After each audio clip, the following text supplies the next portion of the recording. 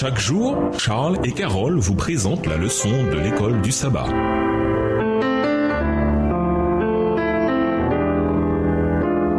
Bienvenue dans votre émission. Dieu nous parle. Nous voilà à la leçon de jeudi, la chute de Lucifer. Il semble incompréhensible que Lucifer ait pu un jour tenir le rôle de chérubin et avoir une position élevée près du trône de Dieu. Certainement, son existence aurait contribué à révéler la gloire de Dieu à l'univers. Mais à la place, il commença à considérer sa propre gloire et non la gloire de son Créateur. Ou, plus précisément, il se mit à imaginer qu'il ne recevait pas les égards qui lui étaient dus. Lisons Ézéchiel 28 et versets 11 à 17 et Ésaïe 14 et versets 12 à 14. Qu'est-ce qui a conduit à la ruine de Lucifer? Comparons ces passages avec Apocalypse 14 et versets 1 à 12. En quoi le contraste entre la chute de Lucifer et la position élevée de l'humanité façonne-t-il votre compréhension de ce qui se passe dans Apocalypse 14? Ézéchiel 28, les versets 11 à 17. La parole de l'Éternel me fut adressée en ces mots. Fils de l'homme, prononce une complète sur le roi de Tyr. Tu lui diras, ainsi parle le Seigneur l'Éternel. Tu mettais le sceau à la perfection, tu étais plein de sagesse, parfait en beauté. Tu étais en Éden, le jardin de Dieu. Tu étais couvert de toute espèce de pierres précieuses, de sardoine, de topaze, de diamants, de chrysolite, d'onyx, de jaspe, de saphir, d'escarboucle, d'émeraude et d'or. Tes tambourins et tes flûtes étaient à ton service, préparés pour le jour où tu fus créé. Tu étais un chérubin protecteur, aux ailes déployées. Je t'avais placé et tu étais sur la sainte montagne de Dieu. Tu marchais au milieu des pierres étincelantes. Tu as été intègre dans tes voies depuis le jour où tu fus créé, jusqu'à celui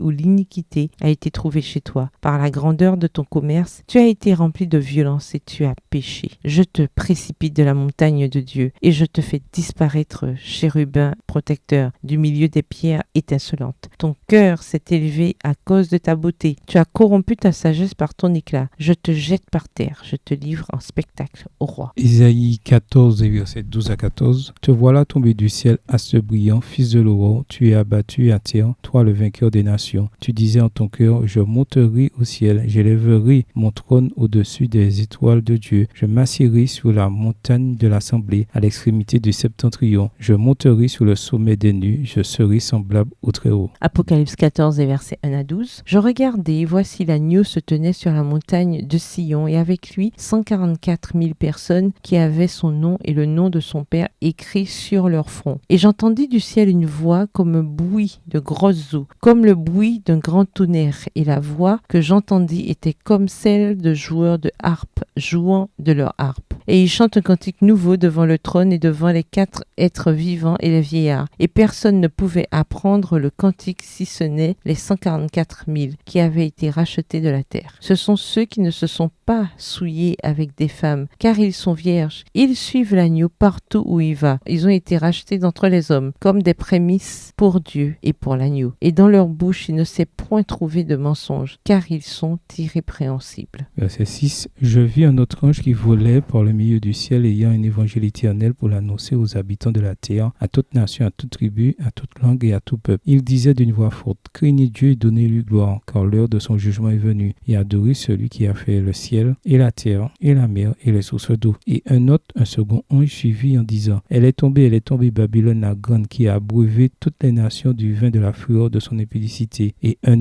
troisième ange les suivit en disant d'une voix forte, si quelqu'un adore la bête et son image et reçoit une marque sur son front ou sur sa main, il boira lui aussi du vin de la fureur de Dieu, versé sans mélange dans la coupe de sa colère, et il sera tourmenté dans le feu et le soufre devant les saints anges et devant l'agneau. Verset 11. Et la fumée de leur tourment monte au siècle des siècles, et ils n'ont de repos ni jour ni nuit, ceux qui adorent la bête et son image, et quiconque reçoit la marque de son nom. C'est ici la persévérance des saints qui gardent les commandements de Dieu et la foi de Jésus. Remarquez comment Lucifer a été chassé de la montagne sacrée, tandis que les rachetés se tiennent debout sur la montagne de Sion avec l'agneau de Dieu. On dit que Lucifer a été en Éden. Les humains aussi, mais contrairement au sort de Satan, l'humanité revient dans le paradis par le biais de Christ. Apocalypse 22, versets 1 à 3. Dans ce contexte, cette citation d'Ellen White est très instructive. Le ciel triomphera car les places laissées vides au ciel par la chute de Satan et ses anges seront comblées par les rachetés du Seigneur. Extrait du livre The Advent Review and Sabbath Herald,